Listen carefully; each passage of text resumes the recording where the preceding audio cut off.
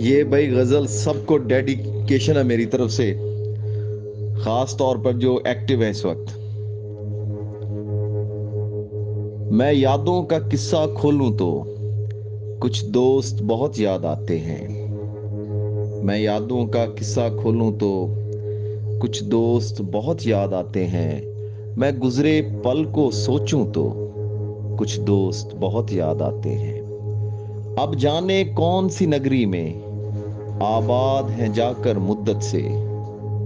अब जाने कौन सी नगरी में आबाद हैं जाकर मुद्दत से।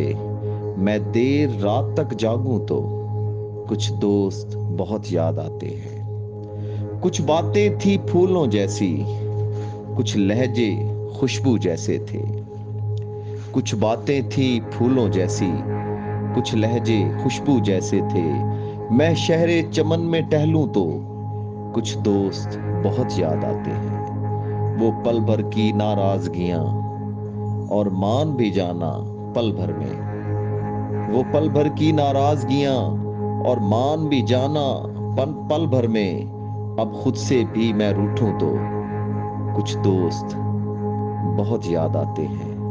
मैं यादों का किस्सा खोलूं तो कुछ दोस्त बहुत याद आते हैं।